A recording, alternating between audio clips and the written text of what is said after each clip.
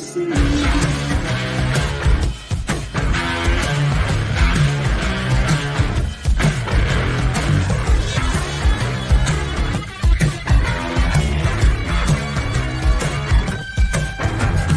Things you let me see.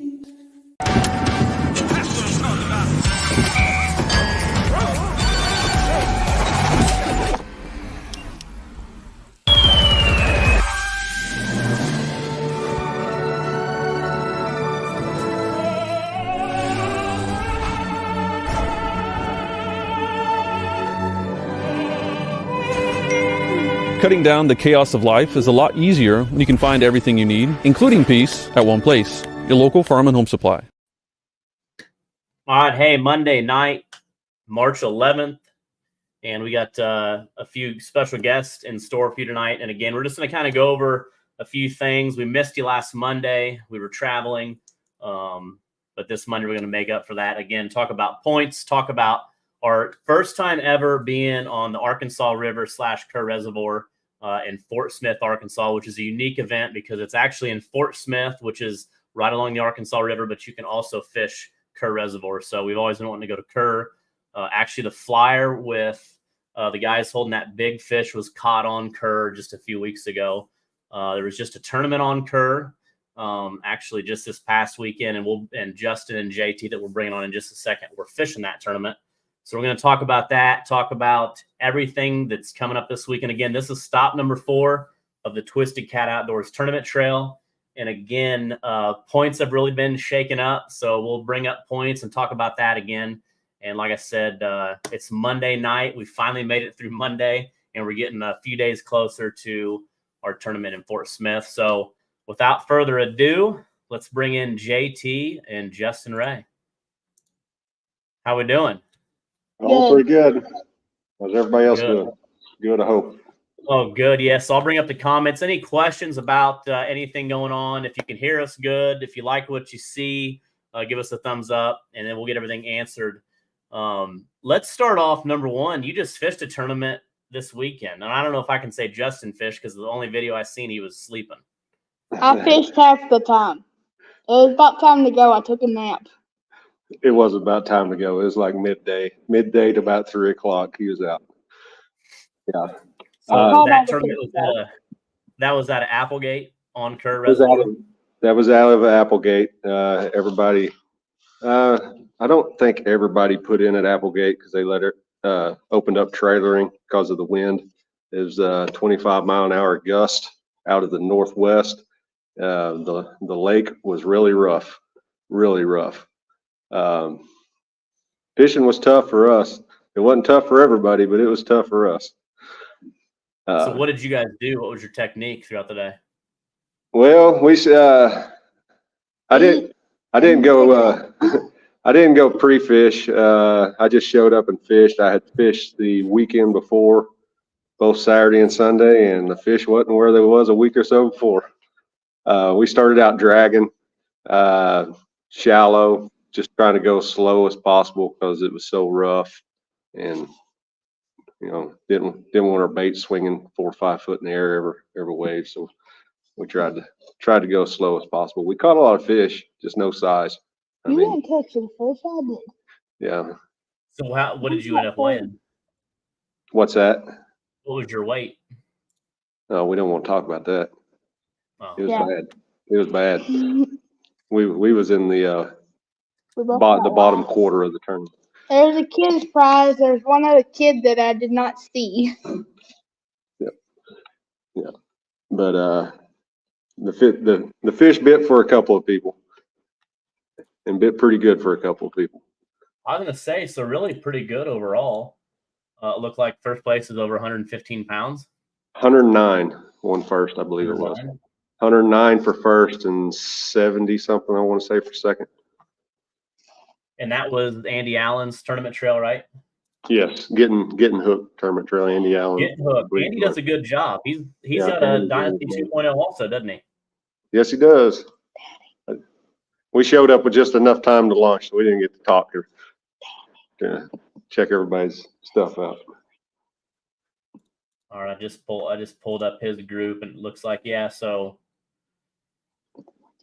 Looks like some decent fish. So first place, 109. I'll see if I can actually share this. Let's see. Oh, I think Big Fish was 40. I want to say Big Fish was 46. That was caught by Dorn Smith. He's a veteran. I mean, He's that's done. really for 15 boats. That's some good weights. 109, 70, 69, 60, and that's two over 30, 3 under, correct? Yes. Yeah, so that's some good weights. I think anybody's going to be happy with a couple of 40s on tournament day. That's you down there in 13th. No, don't look that far down. Let's strive to do better this weekend. Right? Let me ask you this. Can you give us a hint? You can see where half of Dragon Masters was at too, and we was within sight of each other. So don't go where we was at. So can you give us a little insight? Do you think you think it's gonna be a river bite or a lake bite? I say river. The bite has been good in both places. And the bite has been about the same in both places, but for me, the overs have been coming out of the lake. Yeah, no, that's true. So it'll be interesting, especially, there's been guys down there the last couple days, actually even through this weekend, that didn't fish the tournament that are pre-fishing, but the weather's changing. And I think I have it on my phone, are you supposed to get rain on Thursday? That's what I seen. Rain most of the day Thursday, and then a chance of rain Friday, and the temperature. Well, see, mine actually doesn't show. Mine shows 70, 75, 80 Wednesday, 77, 69, 65, 64. Just some partly cloudy stuff, but no rain. What I seen was 75 Thursday and rain most of the day. So yeah, that's what happened to us this last weekend. It was in the 80s all weekend long, and then the evening of the tournament, the weather dropped 20 degrees, wind changed 180. And that's what I always tell people. You hear somebody say, "Well, I was there last weekend and I caught an awesome day, and I'm going to go back to that same spot." But the weather, everything changes at this time of year. You can't, whatever happens this past weekend or Wednesday or Thursday, you can't plan on going back there Saturday and doing good. Yeah, definitely the fish. And I don't think I've put 2 days in a row. I've fished that lake quite a bit in the last month, and I don't think I've put 2 days in a row of catching fish in the same place. They're somewhere different every day. So I got a question from Randy. So the guy that won the tournament was within sight. I'll put it that way. He was a pretty good ways away, but I could see him, and he had an awesome day. Was he dragging or was he anchored? I believe he just anchors. So do you think, it seems like that lake, you can either drag and catch fish or anchor and catch fish, but usually it's not the same. Usually they're only biting anchor or drifting. What's your thoughts there? Yeah. I think you can catch fish either way. I think ever since the shad kill we had, that's been a month ago or so, these fish have been so full. I mean, it's ridiculous how full they've been. And they're just now, what I'd say, coming back down to like normal size. You're not catching them now that look like they're about to explode. They've ate so much. So it was a soft bite, and I think all the food that they've had to eat has got something to do with that. So anchoring might work a little better, so they get to, sit there and chew on it for a little while. That's true. So Randy Welcher from Alabama, he's coming all the way over from Alabama, and he says he's going to put a whipping on the boys. I don't know what that means, but he was asking if he's got a Navionics map, and he did some recon, and he said from the dam down to Fort Smith, it shows the river's pretty shallow with some pools to 20 to 30 foot deep. What's the reality of the Arkansas River between the dam and Fort Smith? So, well, one thing is 20 to 30 foot deep is not that shallow, because I mean, in my pool on the Mississippi, that's most of the river is going to be right around 25 foot deep, all the way from Fort Smith to Kerr. That's on some of them rivers is a good amount of water. I mean, this isn't. Yeah, I mean, that's pretty deep, and right around the Fort Smith, Van Buren area, the river's as wide as the Mississippi. I mean, it's a big river around Fort Smith, Van Buren. and it looked like when I was there scoping things out, there's a lot of shallow flats. You know, like it looks like there's a lot of places to fish. I mean, especially if those fish are in the shallows. And you talking the lake? I'm talking on the river. Yeah, there's some backwater on the river. And in the lake, obviously has some shallow, because it seems like if you're going to fish the lake, you better make sure you have a card, kind of know what you're getting into. You know, obviously, any new body of water, these anglers, know that do some research and check their mapping, but you want to be careful. I have Lake Master. I talked to a guy this weekend that has Navionics, and don't believe everything that it's telling you. It'll show 14 foot of water and be a foot of water, or it'll show 6 or 7 foot of water and be 15 foot of water. It's it's a lake, but the river runs through it. It's a dammed up Arkansas River. So there's a lot of sand. It changes. I mean, you get sandbars that change. They're constantly dredging out the barge channels. And a lot of times they'll just dump that sand to the side. So it'll really change. So if you had to put a guess on big fish coming from river section or lake, what would you say? I think big 85. fish. I think big fish is going to be 60, 67, and it could come from either lake or river. Yeah, it's going to be interesting. I'm excited. What about bait? What's the bait of choice for that area? Shad is plentiful. You don't have to look very hard to find shad. There's skipjack in the lake. There's skipjack in the river. Chances of catching them right now isn't that great, but they're definitely there. So skipjack work well in the river and the lake. You might ought to bring some with you if you plan on using them, though.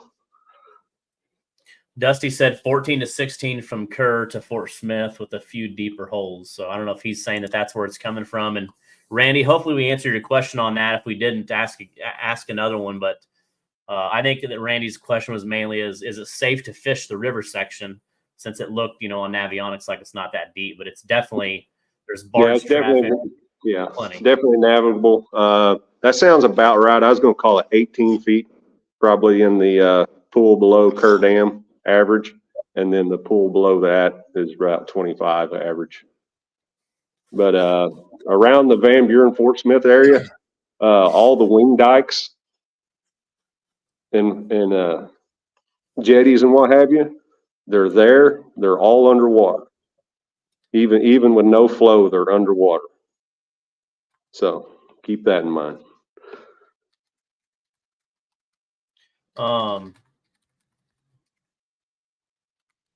Let's see. Randy, and that's been a big question I've had the last week. I've probably talked to 7 or 8 anglers, and like, how much flow does the river have? How much flows the river have?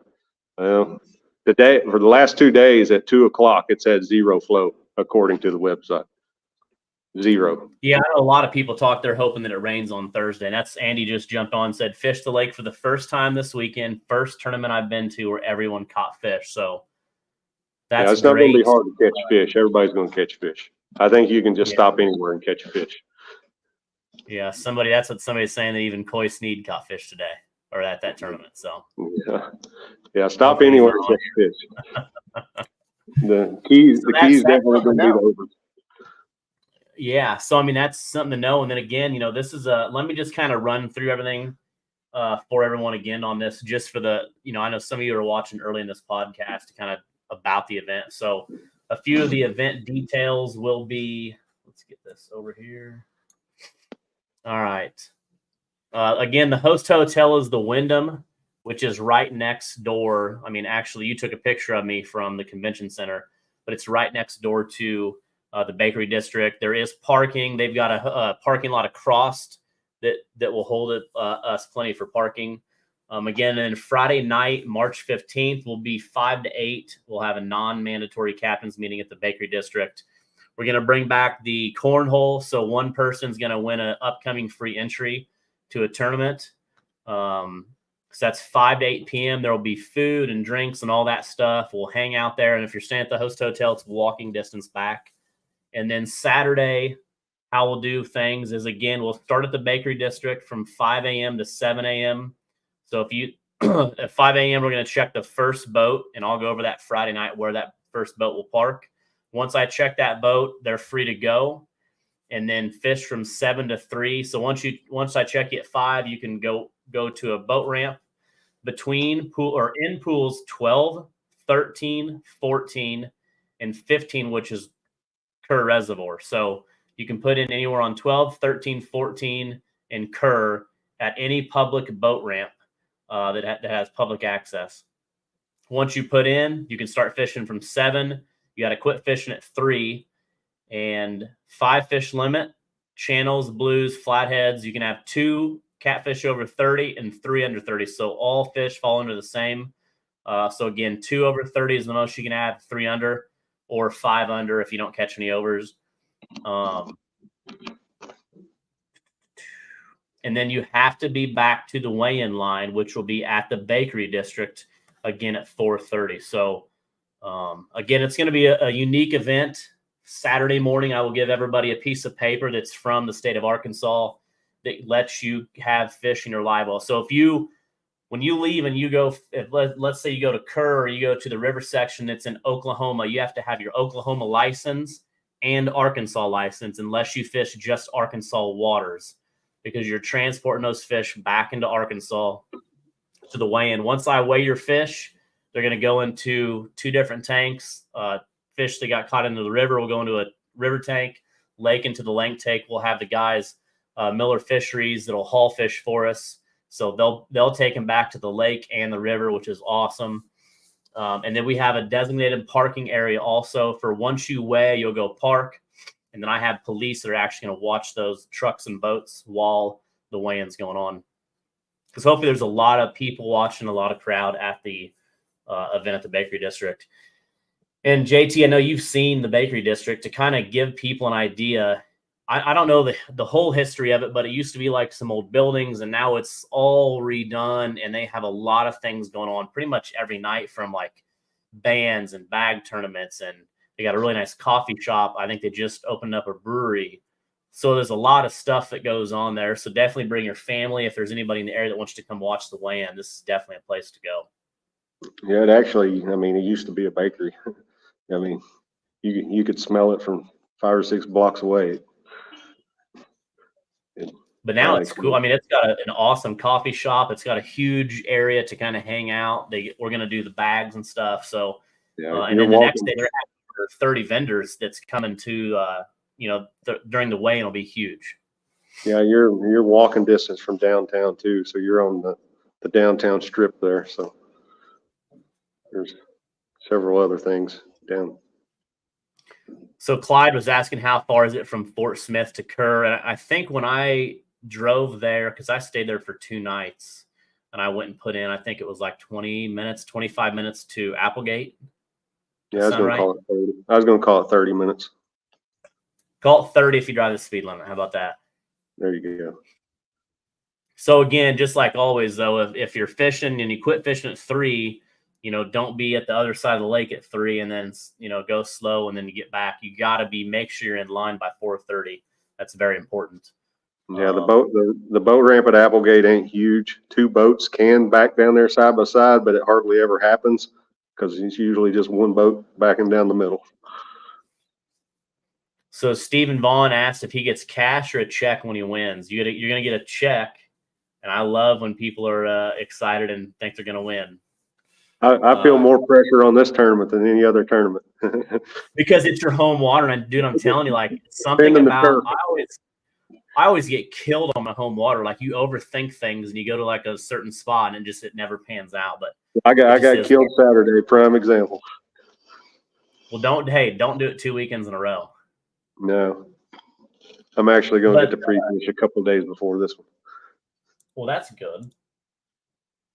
let's see. While we're talking about that, let's bring this up and see where you're sitting. Okay. That's as big as I can bring it, but I can all tell you. So right now in our points, we've got this all updated, and it's getting pretty wild. We got a lot of numbers up there already, and you're sitting now. You just have only fished 2 tournaments, but you've had a first place and a 7th. Is that right? Second and something. Oh, I was looking at one above you. Yes, Yeah. 2nd and something. Okay. So you're already still down in 24th, 25th, and 26th, though. Is Cassie going to fish with you too this weekend? Most likely. So it looks like, have you looked at the points yet? Yeah, I looked at it. So there's been a lot of changes after Kerr. So if you look, last year, I think if you just kind of fished 4 and did well enough, you could get in. But I think this year's going to be a different animal. You have a lot of people that are just kind of, some only fish their first tournament. They're going to fish several. So that was my plan last year to fish 4, and I think I ended up going to 6. Yes, and I think people are going to have some decent finishes. Like I said, we're 3 tournaments in, and you've already got 283 points to be in 50th place. So it's going to get interesting. But again, if you look at this right here on this Excel sheet, you've got your current point standings, your top 50, and then it goes all the way down. And this is on the website. So we've had 317 unique anglers in these first 3 tournaments. And again, you got your Lake of the Ozarks, Grand Lake of the Cherokees, and Alton, and then you've got Kerr. So after Kerr, we have a little bit of break, but then we go back to back Milford and Pekin, and then Perryville, Muscatine, St. Joe, Burlington, New Madrid, Keystone, and then the championship. So to win the points, to be crowned the points angler of the year, it's your best 4 out of the 12 tournaments plus the championship. That's what makes it unique. You got to go into the championship and have a good time, a really good day. But then again, to get into the championship, it's going to be the top 50 anglers. It's in blue. Actually, it's in blue over here. So down to Eric Keller. So right now that shows you Aaron Gerald's in the lead with 551. But like I said, a lot of things will change even after this tournament coming up. Bonnie said if Cassie don't fish, Aunt Bonnie can catch a big one. And Bonnie went with me to Caruthersville last year, caught that 91. I remember that. Look at what Chris Taylor said. He's coming for you.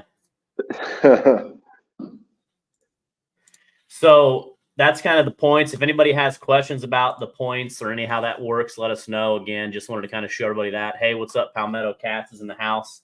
But the point, like I said, we kind of build this where it's fun and there's different regions, but you got to be pretty good to get into the championship, and it kind of makes everybody really want to try hard to get in there. You know what I mean? Not just participation to get in there. So you got to step it up this weekend, JT and Justin. Right. It's definitely looking like it's going to take, you're going to have to show up in a couple of tournaments and do good to make the finals this year. Yeah. That's what Aaron just said. I was only going to do 6, but that's a lie. I can't stay away. So yeah, he's excited now. He's in first place right now after 3. We'll see how this weekend goes, but there's a lot of people that, like I said, some teams only got 2 in, Lance and Tyson Ludke, Dominic Pellegrino. I mean, they got a 1st and a 7th place. That's some good finishes right there. So they're going to be hammers this weekend too. You know what I mean? Yeah. Dominic's got to feel a little pressure, and this is pretty close to home for him too. It is, yeah. And like I said, those guys went to Lake of the Ozarks, put on a show just like what you did. And you look at Lake of the Ozarks, and you take that 48 boats that we had there, and you look at the top 10, and really there was quite a few teams out of the top 10 that had never been on that lake before, which is interesting. I mean, just like you, Dominic and Lance. So that's where it shows that anglers like you guys can come and do good on a body of water that you don't know. But you got to be able to do good on a body of water that you do know. We haven't been to my favorite spots yet. So yeah, it'll be, like I said, I think that we're at about like 18 boats right now. but it should be a good turnout. Hopefully, around 40 boats probably for the weekend. Be some good points for people that are trying to catch up. I think everybody. I think everybody's going to get points on Kerr. I mean, there's a lot of fish on Kerr as far as catching fish. Yeah, no, and like I said, I think that it's not catching the fish; it's catching the right fish. Yeah, catching the overs is definitely going to be the ticket. Everybody is going to catch fish. Yeah, but not everybody's going to catch the overs. So tell us a little bit about what all you guys have, what all products you're using, or who you're sponsored by. I've been using the Dragon Master weights and Bite Me floats here lately. As far as pulling planer boards, I use Parks planers. I love pulling planer boards. I mean, I pull planer boards on the Mississippi. It's pretty tricky there. You're really restricted to where you can do it. But I love pulling planer boards. But power catfish. What's that? How'd you catch those big ones in Crothersville with your planer board? On planer boards, more or less, just kind of the same way you would do dead sticking. You know, not really pulling planer boards. More or less, pull them out, let them spread, and just kind of sit on a spot. Is how we caught the ones on Crothersville. So, yeah, you did really well in Crothersville. I think we had a 5th place finish in Crothersville. We caught a lot of fish, and it was all on planer boards. And I had my aunt with me that time, so we tried the bumping thing. She gave it up pretty quick, so we went back to pulling planer boards. And it worked well for you, obviously. Yeah, and we caught a lot of fish, and that fish was in like a 50 or 60 foot hole that we found that had very little current in it. There was 2 fish sitting in that hole, and that 50 or 60 foot hole wasn't like 15, 20 yards wide. I mean, it was small, and there was 2 big fish in the bottom of it. So we spread our planer boards out back in front of it, and then pulled over the top of it with our planer boards spread out, and just sat there, and it bit. So that was her PB. Yeah, she said she really sucks at bumping. Well, that might have been her first trip, if not second trip ever to the Mississippi River. So you hand a bumping rod to somebody you know that ain't never done it before, never been on the Mississippi. It takes a little bit of learning. So what else? So tell me about your rods. Power Catfish. Everybody knows Power Crappie LLC. I mean, Power Crappie is one of the biggest rod manufacturers in the crappie world there is. They also have a line of catfish rods, which is Power Catfish. So you have to go to the crappie website to find them, which is the Power Crappie LLC website. But they're Todd Huckabee rods. The very same rod that he makes the crappie rods out of. Nice. And they've done you well. They've done me well. Ken Robinson's a real good guy. He hooks me up with everything I need. Nice. And you fishing out of a Sea Arc Dynasty 2.0? Yeah, Sea Arc Dynasty 2.0. Had it since November. It did pretty well on Kerr in them 5-foot waves. It was rough. I ran across. I want to know how he was. I seen that, but how is he staying asleep in that stuff? Don't know if he's asleep or just got dizzy and dang near passed out. It was rough. I never saw it. That didn't look comfortable how he was laying. But I guess I'm not that young anymore either. So yeah, it's kind of like I don't know, going to sleep in a hammock with the wind blowing. He's rocking back and forth. And that was 25 mile an hour gust. Yeah, it's 25 mile an hour gust. The Dynasty ran across the top of 4 or 5 foot waves at 50 mile an hour. So, and I don't think I turned the windshield wipers on. So it handled it pretty good. Good. Yeah, that's what I said when I went with Lance and Dominic I don't know, probably back in November just to check that lake out. I was driving by there. And what was interesting is like when I'm looking on Google Maps and I'm pulling up to the lake, I'm thinking this lake looks so small. Like, I don't think we can have a tournament on it. But then I pulled up to Applegate and I'm looking out and I'm like, I can barely see the other side of the lake. And it was huge. But again, it's a lot of shallow. Like there's a Yeah. ton of flats. Yeah, there is a ton of flats and a ton of shallow water. There's places on that lake I've never even been, and I've been fishing it my whole life and still have not covered that whole lake. Yeah, from what I've seen, like you could have a huge tournament on that lake and nobody even be close to each other. I mean, there's so many huge coves and shallow. I mean, there's a lot of good looking areas on that lake. Yeah, a couple different arms that run into the lake, a couple different creeks that are pretty wide that you can go a long ways in. There's even strip pits that you can get back in if you know where you're going. So Brian said, so is pre-fishing going to be drive around and see which ramp has the most trucks or what? I don't know. That's a good technique, but I'll say this, Brian, if that's what you've been doing in the last 3 tournaments, do not do that. He sent his partner out to scout for him this weekend. Yeah, so let's pull that back up. So you sent Coy out to do that. What's Coy got? Not bad, 26-28, so 12th out of 15. All 15 boats put in an Applegate, right? No, I guess he did spread out a little bit on that lake, right?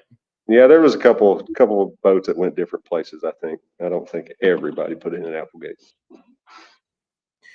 Yeah, I did. I was talking to a local, I think it was maybe Chris, and I think he said that maybe his boy was out and caught some fish today, or I talked to so many people and I get some of them mixed up, but it seems like the fishing should be good.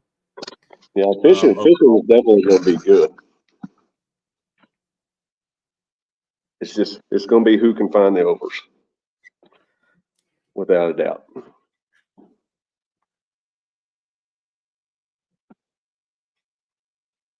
There's a lot of smack talk going on the.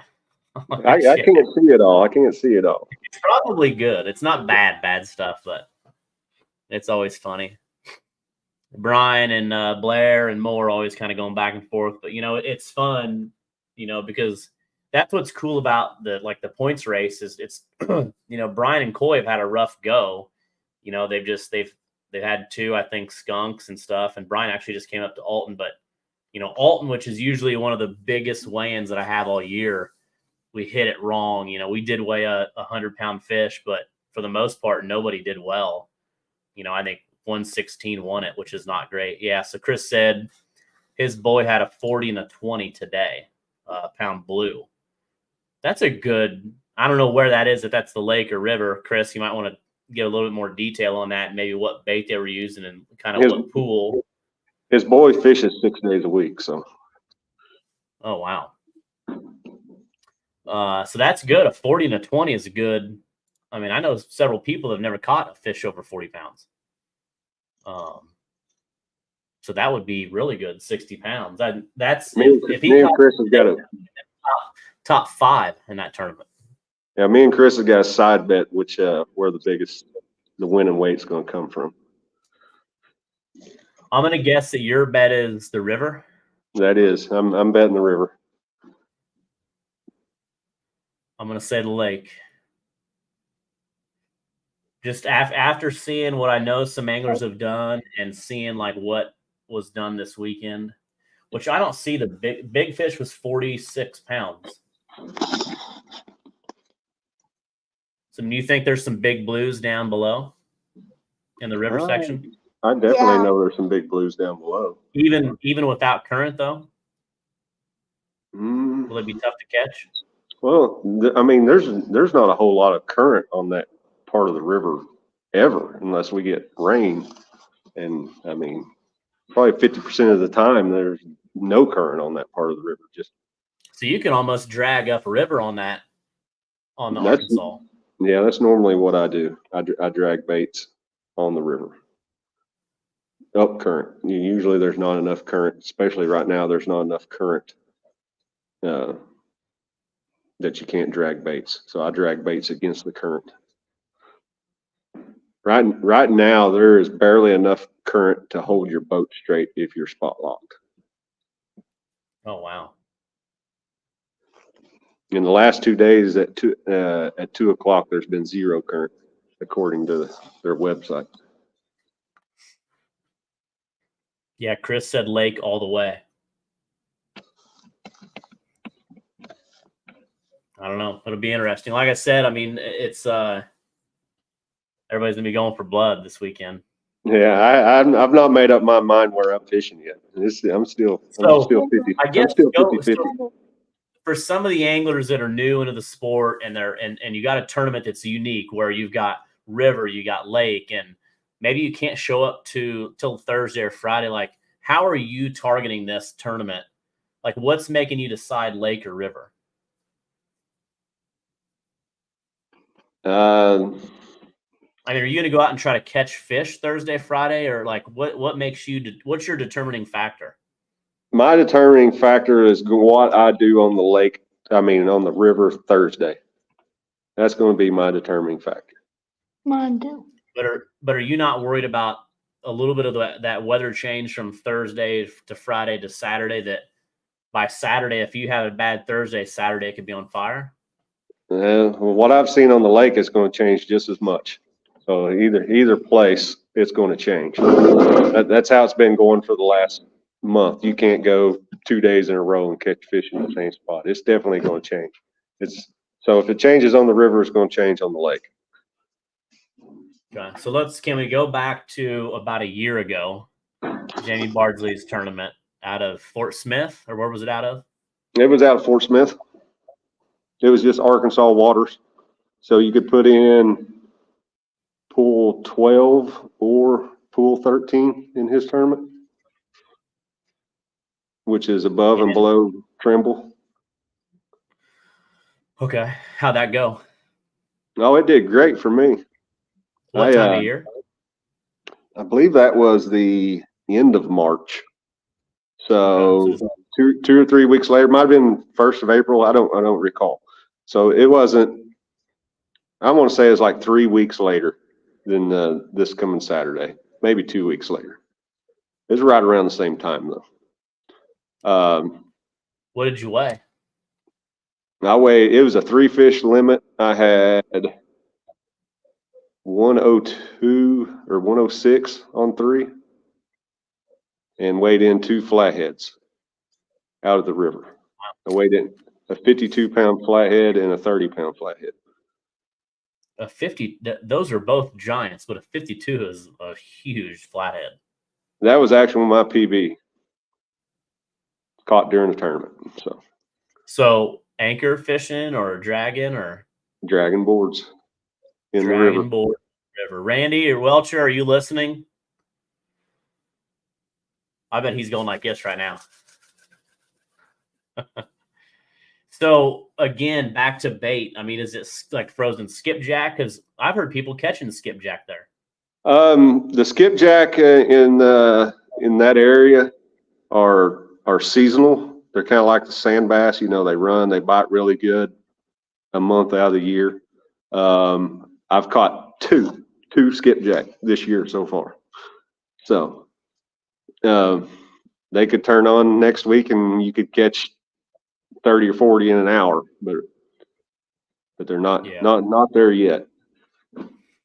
I mean, yeah, Randy's fired up. He said, "Yes." Look at him. He said, "Yes, sir." He's ready. Right now, you could go and fish for skipjack all day, and you might not catch one. Or you might go and fish for them all day and catch a cooler full. Steven, I know where you caught him. I wasn't in the tourney, but I was there. So somebody must have seen you catch flatheads. Do you know who Stephen Vaughn is? I had one boat that was pretty close to me all day. Chris was real close to me all day too. Oh yeah. Did Chris fish the tournament? Chris fished the tournament. And you beat him. Yeah, I think he was down there towards the latter half. Ooh, ouch. That's all right. He usually whoops me on Kerr, so So yeah, so for those of you watching it, Chris Taylor actually called me this past weekend. I've been sick the last couple of days. My days are kind of mixed up. I've been on a bunch of medicine, but he's like, I've been fishing tournaments for a long time and kind of got out of it when my kids were growing up. And I said, like, how long? And he's like, I think back in like the early 2000s, he was fishing king cat and some other things. And he'd actually fished tournaments in my pool, which I'm like 9 hours from where he lives. So it was kind of cool listening to some of his stories. And he knows some people from up in my area. So pretty cool. So I'm Yeah, when you had Jeff Williams on a couple weeks ago, he mentioned Chris, if you recall. Yeah. So it'd be kind of cool to get him out of retirement and back chasing the trail a little bit. And, you know, I think he's been talking to John Jameson all week. So. Oh yeah, I talked to John a little bit today. So yeah, what are your thoughts? So I guess how long have you been into catfishing, and then what transition in the tournament catfishing? I've been in the catfishing as long as I could go fishing. I've been in catfishing since I was 12, 13 years old. Now, tournament fishing is going on about 5 years now. So how did that start? Well, you buy the boat and it's just all downhill from there. So what was like the first tournaments? Because you're over in kind of in an area that you really don't have a lot of tournaments. I mean, for the most part. Yeah, I started, just the local tournament, the local Oklahoma tournaments that move around the state. I fished a few of those, and then ventured out to some of the, I think the Cat Masters. They had one in Oklahoma. That was probably one of my first biggest tournaments. And then ventured down, fished Texoma, Twankany, those tournaments. I think I want to say MRM was the first tournament. No, got to back up. It was a Cat Master on the Mississippi River. Was the first time I'd ever even been on the Mississippi River and went to fish a tournament. I didn't just tiptoe in. I dived in head first.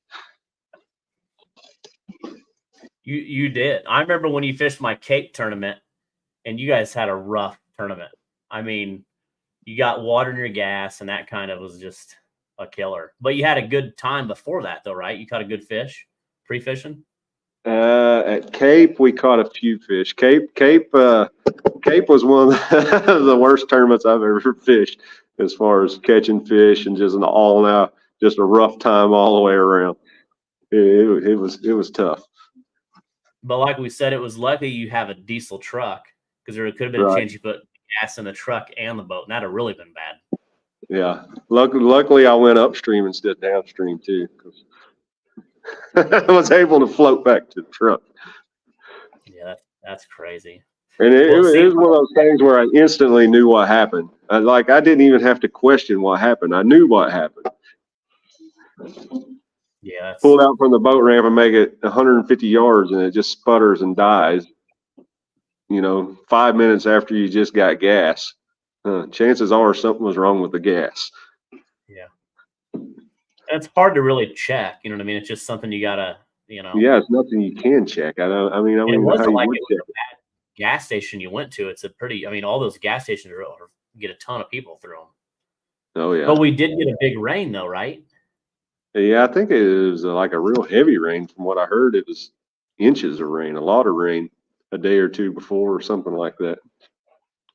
I don't know what happened. All I know is I got a lot of water in my gas. I think I got more water than gas.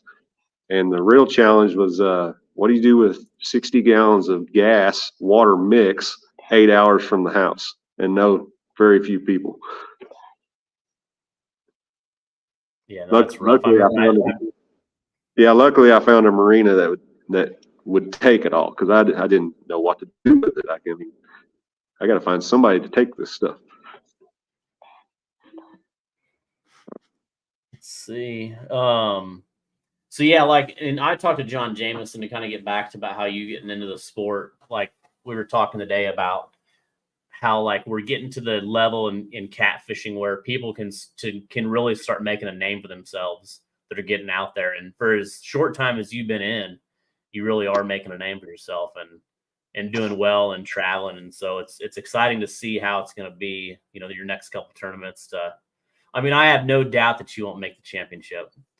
Yeah, I've talked to a lot of new people, and I've talked to the guy I sold my boat to here just recently. He's like, "Well, how do you get into tournament catfishing?" And I tell him how I got into it, and there was no easy way. I did not get in an easy way. Like I said, I dived in head first. There's really no way. You got to go get your butt kicked. That's exactly what happened. There ain't no telling how many tournaments I fished as far as cat masters and what have you, where not even make it like halfway through the field in the bottom 70, in the bottom quarter, nonstop for like a year straight. And finally, started talking to everybody and listening. And that's one of the best things you can do is talk and listen. Yeah, 100%. So many people will just, tell you everything. Oh, there's a lot of good people out there that, like I said, you go out there and this weekend you go on the lake and you have a rough day, but you see some of the people that were dragging and what they did, and you learn, and you learn so much from each event. You know what I mean? That's such a big thing. Like I said, I got my butt kicked a lot in the first couple years when I got into it. I would not even get a bite, and I'd go to the Ohio River and I didn't know what I was doing. It was terrible. But you just learn and you learn and you learn and just stay after it. That's definitely how I felt fishing the Mississippi. I do have a little bit of some confidence now in the Mississippi. I do believe I can go catch fish. The right circumstances, I think I can be pretty competitive. Baldwin just said, "Will you tell everything, JT?" I don't know what that Absolutely. means. I'm bad about that. My wife gets on me all the time. You tell them everything. You tell them where they caught the fish. You tell them how deep they were. You tell them where you was at. And I am pretty bad about that, I think. Well, like I said, that's what makes you, there's a lot of people, like I said, in the Alton tournament this past weekend, we had spectators come to literally, they wanted Kirk Lucky's autograph and call him the Chicken Man. So, we're getting, as a sport, we're getting to a place where we have spectators coming to events they're following certain anglers. They're following on Facebook, on social media. Like the sky's the limit for anglers to really build their brand. And like I said, I'm starting to see that now when I have people, send me a message, "Hey, is this guy fishing the tournament? I want to go watch him. How can I get his autograph?" I'm like, somebody's asking me how they can get a guy's autograph that's fishing the tournament. Like, that's cool. That's really cool. Justin, pay attention. Someday you're going to be signing autographs. I ain't got no autographs yet, but I'm running into people constantly in the convenience store. "Hey, how's the fishing on so-and-so? You been catching them?" I'm like, "Yeah." I'll go talking to him. He's like, "Yeah, I seen you on Facebook the other day. I watched you." And I'm like, "Okay." Yeah, like I said, it's awesome to see that and watch. My goal is to help build, the anglers as they're fishing, and that's what's fun. Help them get sponsors, all that stuff. And like I said, you guys have done really well in the short time you've been in it, and you did really well last year. Last year was the first year of Twisted Cat, and you did. Last year was the first year of Twisted Cat. I'd looked at your tournaments before, and and it was all in areas I hadn't never been. But I seen when you posted where the finals was going to be last year on Washita, I was like, I'm making those finals. So away we went. Well, you got, like I said, and you did good. It was a tough field last year. It's definitely even tougher this year. There's a few anglers out there. If McAdams is watching, he's been down there for a couple days. So there's some new anglers that are really after it. Some very good anglers. So it'll be exciting. I want it to be a fight to the end. I want to come to Keystone Lake and people are just out for blood to get in. You know what I mean? I'm not making the same mistake on Keystone twice. Driving from one side. I haven't lived Keystone down yet. Yeah, Keystone, that was a good event. That was like I said, we've got a lot of unique events, and we've kind of got a few in Oklahoma. That's what I sent somebody. If you can behind my hat right there is the map, and I'm kind of got pins up there. I'll have to take a picture sometime of it. But it shows like where we're going, and it's kind of Twisted Cat this year. It's kind of got 4 regions. You know, you kind of have your region down in Oklahoma with Kerr, Grand Lake, and Keystone. And then you've got Milford up in central Kansas and St. Joe on the Missouri River. And then Lake of the Ozarks is kind of in the middle of everything. If you drew a line, like Lake of the Ozarks is dead center. And then you've got your lower Mississippi, you've got New Madrid, Perryville, and Alton. So you got your kind of big Blue Cat, Mississippi. And then you've got Pekin on the Illinois River, Channel Cat, Flathead, and Blues. And then you've got Muscatine, big Flatheads and Channel Cats, and Burlington, Iowa, Channel Cats and Flatheads. So a lot of variety. So someone has to follow. You really got to, go outside of that normal area. You might know, like for you, you've had a good start. I don't know what you plan on fishing, but you at least have Keystone, Kerr, Grand Lake, and you did well at Lake of the Ozarks. So if you do good this weekend, you might not have to go to a Channel Cat tournament up in Illinois. Or you might have to if you don't do good this weekend. You know what I mean? plan on making a couple of them in Mississippi just because they're fun. But you know what's scary to think about it? Whether I was first or last, I'm going to Mississippi. Because you don't, like for you don't want to rely on Kerr or Keystone as your last event, because that's where a lot can change too. You know what I mean? If you're in the bottom half of the 50. And Yeah, I assume it's going to be a lot of changes by the end of the year. I've talked to a couple of guys that's just going to 4, and Keystone is going to be their last tournament. So it's going to be interesting how that goes. Yeah. Well, I mean, you talk Dominic and Lance and Tyson are probably one of those. So, I mean, they'll be riding on 3 tournaments. They'll be riding, is that right? They'll have only 3 tournaments all year, and 2 of them are a 1st and a 7th. So depending on how they finish this weekend, so they'll be down towards probably in the 100th or below, and then going to come Keystone. 3 more people are going to populate to the top 50. That's where things can get really jumbled. Chris said he's going to take a top slot at Keystone this year. Heck yeah, he did pretty good last year there. Yeah, he did really good last year. Like I said, I was impressed last year. He rallied back. He was on the live feed, and it was like, I want to say it was like 10, 11, 12 o'clock. He was in the same boat I was, didn't have much of anything. And then he finished the tournament like 3rd or 4th or something like that. I'm not sure. Dude, and that's something you can kind of touch on is, you take the Alton tournament we just had, 84 boats. We only weighed in 40. But I talked to a lot of those boats that weighed in, and they all said the same thing. It was really like some of them didn't get their first bite till 1 o'clock in the afternoon. I had people texting me at noon saying, thanks to the tournament, we're heading home, no bites. Like, you can't leave at noon. There's so much can happen from noon to 3. Do you agree with that? Oh, yeah, I agree with that. I caught my biggest fish at Lake of the Ozarks with 15 minutes left before I was planning on leaving. Yeah.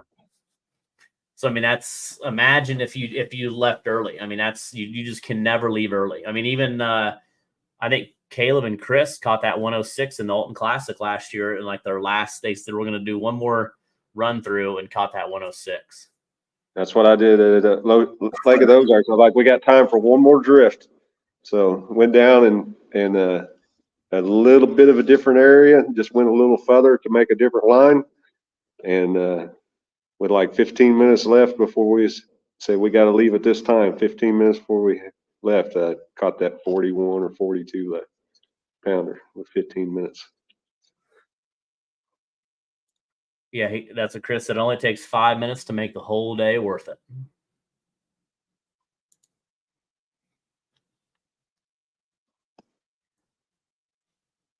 I'm just trying to catch up on some of these comments. Stephen Vaughn is pretty confident this weekend. He says, after I win, are we going to be live on camera? Yeah, you I kind don't of know, you you kind must of have- ruined it for me. My wife tells me that I watch your show every Monday night, and she's like, "When are you going to be on there?" I was like, "I don't know. Maybe I'll win a tournament one of these days." But Oh, you don't have to win a tournament. The goal is that we bring people on that that just bring value, and you bring value. She should probably be on too. I'm gonna have to yeah, have her on one of these Mondays. we might Dealing get with her you. in here. She's sitting over there smiling. Oh, she is nice. So Andy said he's got Keystone covered. Sorry, Chris.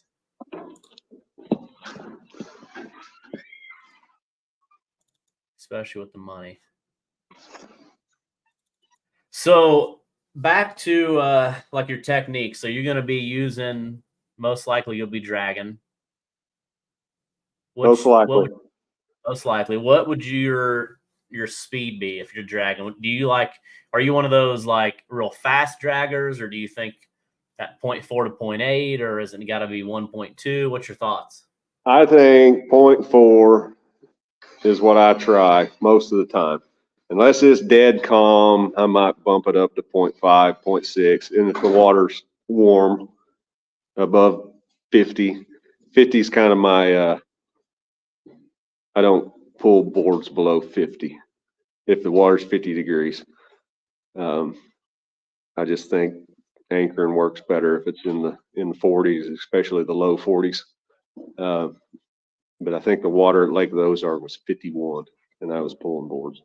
But ideal speed on the river with very little current, like the Arkansas is going to be this weekend, I'll try to keep it like 0.2, 0.3 if there's current. I'm just barely going to move.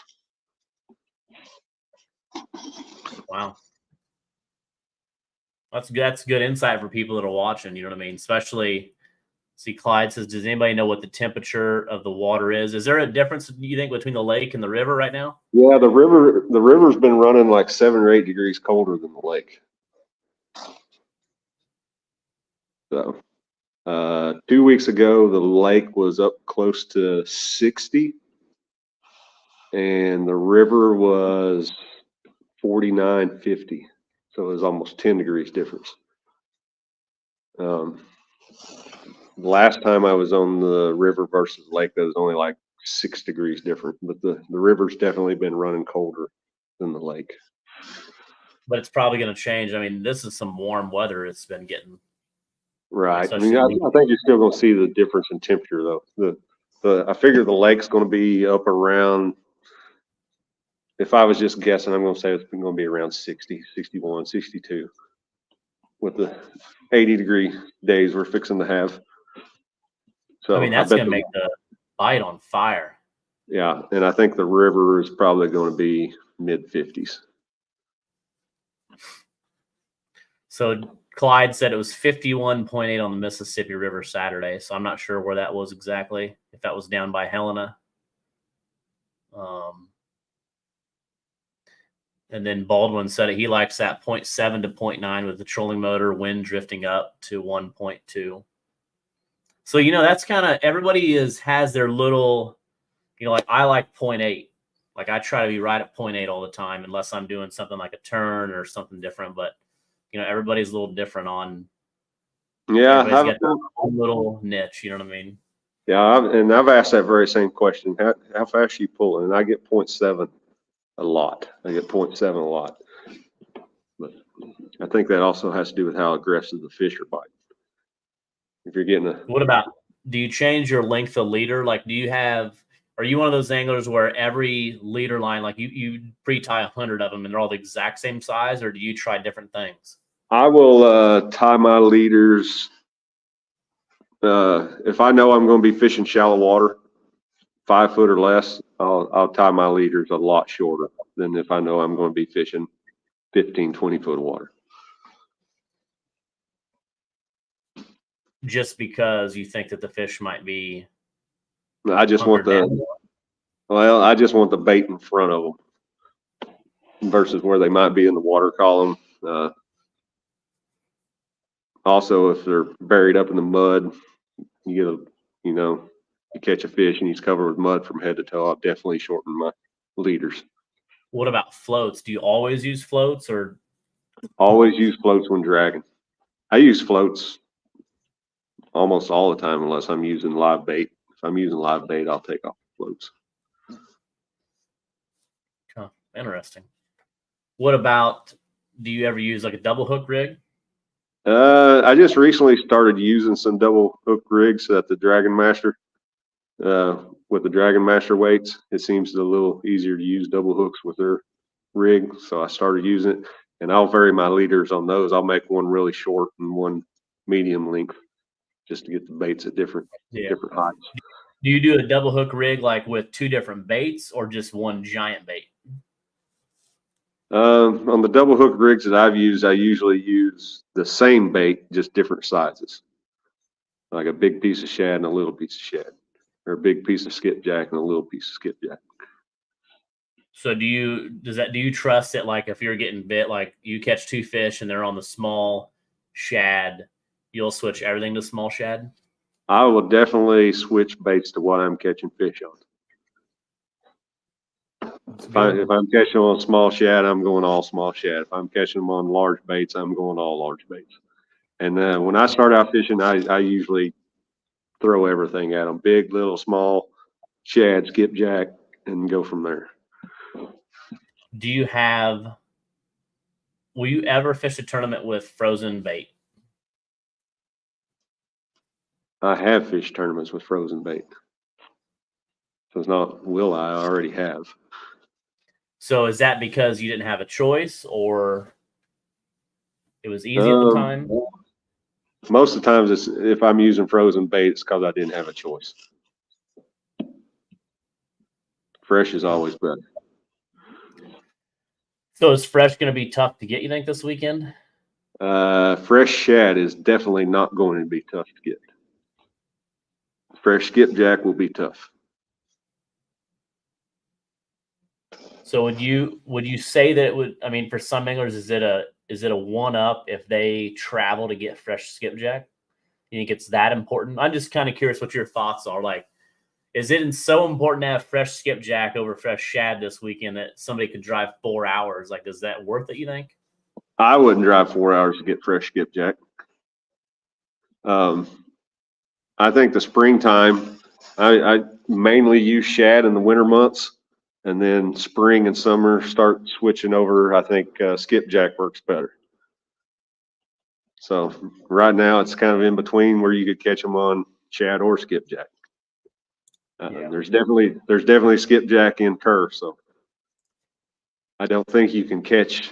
You might catch a skipjack below the dam, but I don't think you can catch a skipjack out of the lake. You might. Yeah, it'd be interesting to see what people, what they use for bait, and how everybody's going to be fishing different techniques, especially if you're on the river, you're dragging. Some people might be on the lake, in shallow flats, fishing anchored. I agree. I think we'll see some big fish. I'm definitely going for fresh skipjack in the next couple of days. You all heard it right here on Monday night. JT's going for fresh skipjack. But it could be you might not be able to get any, right? It's possible. I've caught 2 this year, 2. But that's, yeah. So what, let's see. I'm trying to look if there's any other questions.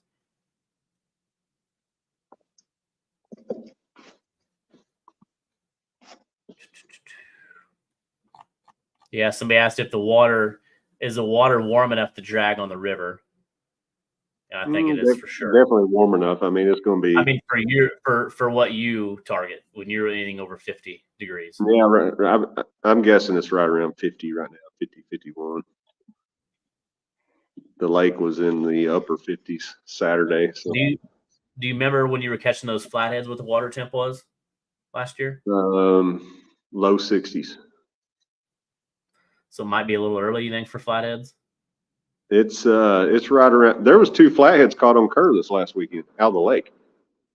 There was one decent one. I want to say, I don't know what it weighed, but I'm going to say around 20, and then one small one. It might not have been that big. It might have been 15. I'm not sure. But that's 2 flatheads out of the lake Wow. with 13 boats. Yeah, I got it pulled up right here. Yeah, and some of these blues, these are some good looking blues.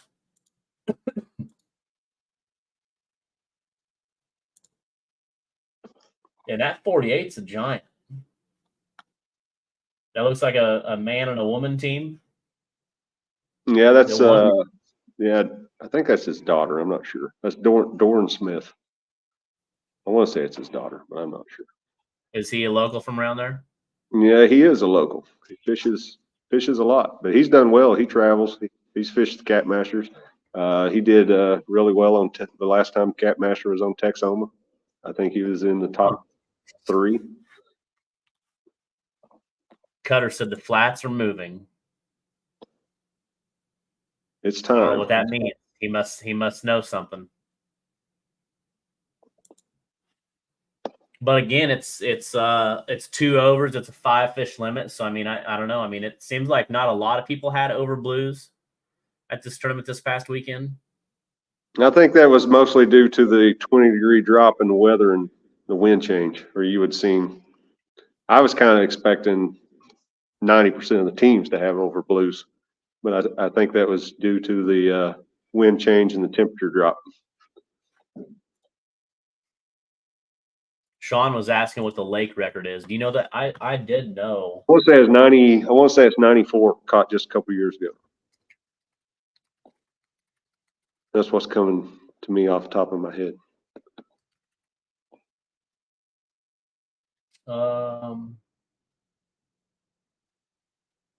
It looks like Russell Kennedy in March 9th. That must be a good time to fish it. Caught a 97 blue. Yeah, that's right. Department of Wildlife Conservation said that Russell Kennedy caught the fish with his father and son on Robert S. Kerr. That's not too long. That's a big one. 97. Just a couple years ago. I want to say it's the year before last. I'm not sure. And I know exactly where it was caught. Yeah, here's a picture of it.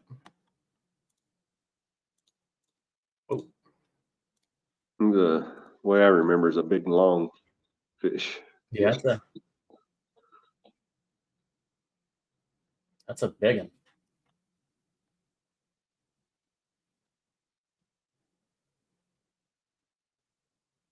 It was caught on a jug line baited with sand and was released after being weighed.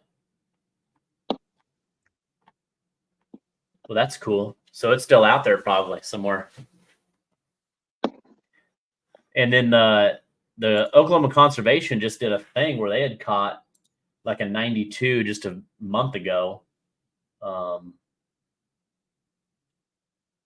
They were doing some testing. They were shocking, and they caught a 92 in that when they were shocking. So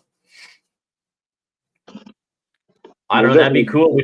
We just did a 10, almost a 103 in last weekend's tournament. So why not do another 100-pounder? I'm thinking somebody's going to hit a big one. Somebody's going to get that upper 60, 70, maybe even 80. Somebody's going to get a big one. Yeah, I think it's going to be on the lake. I think you're going to have enough boats on the lake, and that lake can produce big fish. You know, that lake to me just doesn't seem like it gets a lot of catfishing pressure. It's like more people are after the other species. You know what I mean? It's such a big lake with so many flats and wood. And I think there's definitely some big fish hanging out.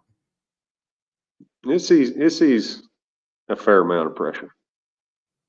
But I mean, not like some of these other lakes that, you know, not like a Wheeler, you know what I mean, where there's a lot of tournaments and boats, you know what I mean? But we'll see. But I agree. I think the lake will have the big fish. And I'm gonna go lake I'm gonna go lake all around. Big fish and first place. You may be right, and I may be fishing the lake. Well, maybe you'll tell us Friday night. How about that? I don't know. I think I'm just going to show up somewhere Saturday morning. Andy said that the flathead is 23 pounds. 23. I just guess it's right around 20. But that's 2 flatheads caught out of the lake, so Yeah. in bad weather conditions. Yeah, I think it'll take over 120 to win. I'm going with 117. I gotta write that down. 117 and big fish 67. 115. Justin's 115, JT 117. I'm 120. What's Cassie think? I can't hear her. She's in the next room. I'll figure it out. You'll find out what she thinks. So, anybody else that's watching, if you want to put in, and then actually, if Chris, you're on here, you want a hat, so I'm going to get you that hat. I don't know if you're fishing this weekend, but you want a hat. And then if you want to put your big fish, yeah, Chris Baldwin won just a few weeks ago, so he's getting a new hat. Put your big fish and your total weight, and whoever gets the closest after this weekend, we'll get you a nice hat. You got to guess lake or river too. And you got put lake or river. So I'll go ahead and put mine. What'd you say? 108.4 is what Cassie said. 108.4.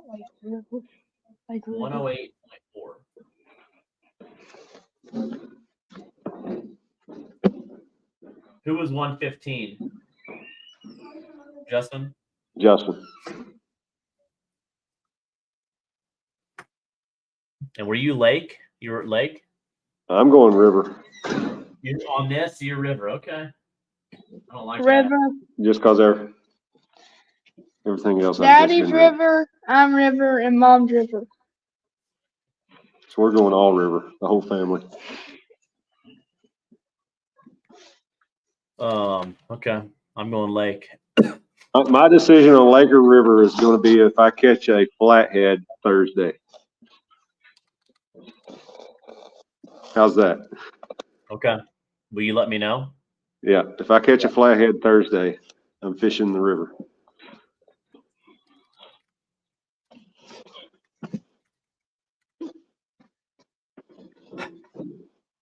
$121, Brian with the river. 68 big fish, 128 lake. Stephen Vaughn, this dude is after you. He said he's going to plan on weighing 107 with 55 big fish out of the river. That's a good day. I mean, I don't care. Anytime, this is a 5-fish limit, 2 over 30. I mean, you got to have 2 studs over 30 inches. What's a good under, would you say, on the lake and river? 12 pounds is a good under? Yeah, I was going to say 13. So, I mean, you got to have some studs to go with those unders. You got to have some good unders. Is there a chance that you could go catch 2 big fish on the river and not any unders? I mean, I guess there's always a chance, but I think if you catch 2 overs, you're definitely going to catch some unders. I mean, I fished 3 weeks ago maybe and caught 4 overs and 1 under all day. Wow. 4 overs and 1 under. So, but I wasn't really targeting the unders. That's another thing. You know, I might have could have downsized and got my unders. But my big fish that day was 53. That was just a couple weeks ago. Yeah, I mean, but you take like what Chris's son did the day if he caught a 40 and a 20. I mean, that's your 2 big fish. You got 60 pounds. You got to have 3 unders ain't going to help that much. I mean, it's not going to get you over 100. Now, I probably only caught 1 under, so 2, a 53, a 30s, 80. Probably had 90-something pounds on 3 fish. Didn't get all my unders. That's what the 2 over and 3 under is a big deal. I mean, you might catch 2 overs quick, but you got to have some good unders. That's about these lake tournaments when you have that. You know, even Lake of the Ozarks, you've seen that. I mean, you had some good unders. Some people had rough to get. Some people didn't have a 3rd under. You know what I mean? They kept catching the slot fish, which we don't have to worry about the slot, you know, but I don't think you're going to have any. I don't think anybody's going to have any trouble catching unders this Saturday, whether they're fishing the lake or river. Okay, that's good to know. Andy Allen said Three Forks just up from Kerr, 126 won it. So it's going to be interesting. So when are you pre-fishing? What days you going pre-fishing? Thursday? I'm going to fish all day Thursday, half a day Friday. And I can't go. Well, I might fish all day Friday, but I'm only going to look for catfish half a day Friday. I'm going to spend half a day Friday gathering bait. And That's Justin's the got to be plan. in school. What's that? Justin's got to be in school. Oh, yeah. Oh, man. Can't they pull you out for just one day? Good. No. Well, that's all right. So you're excited to fish Saturday? Yeah, You're not going to fall asleep?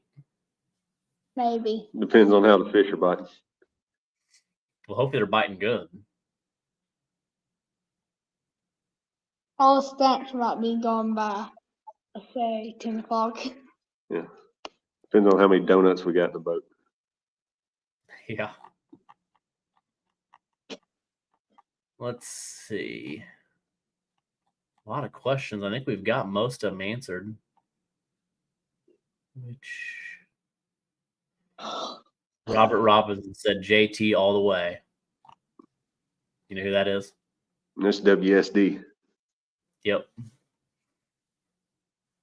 That would be Power Crappie. That's who actually got me started with Power Catfish.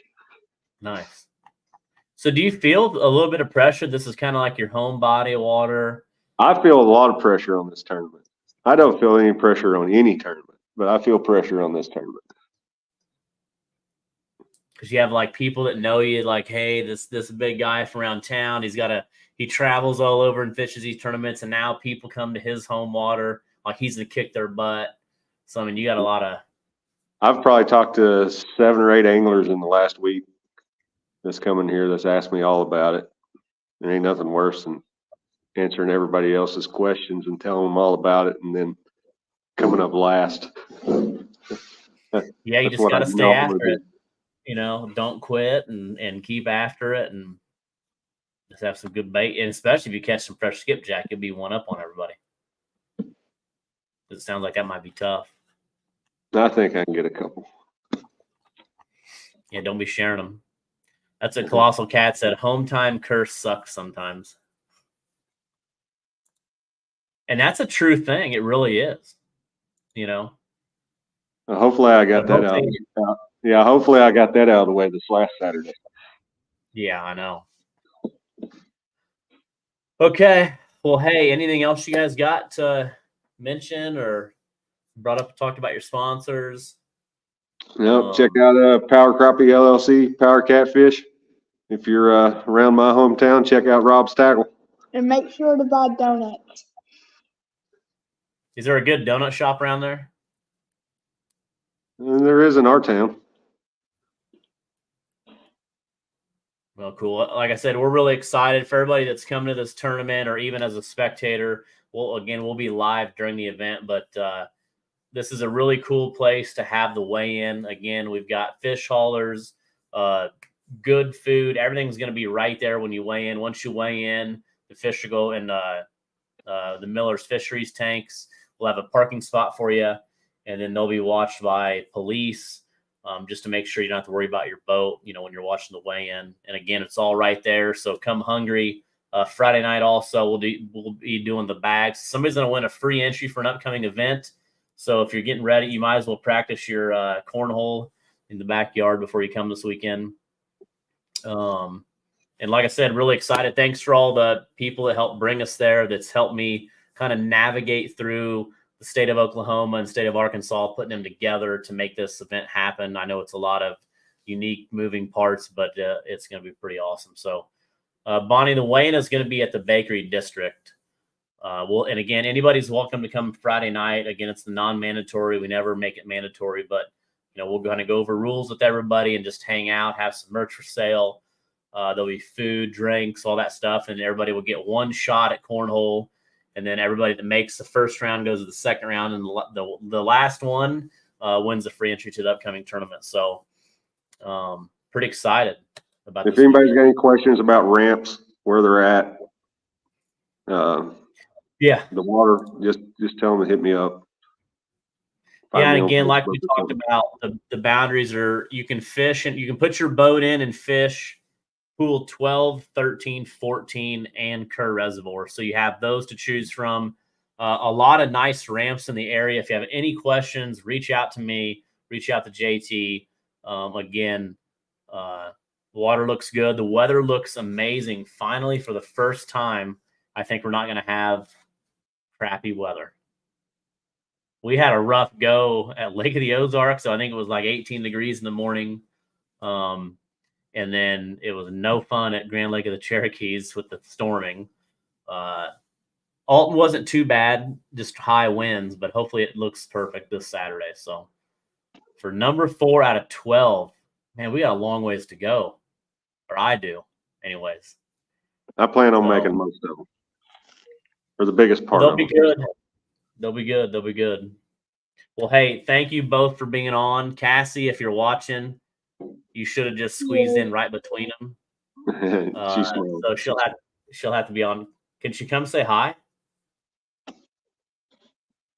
At least show her face so everybody knows what the team looks like when you guys roll in on Saturday He's Yeah. during the coming. weigh-in. I think she's coming. Good.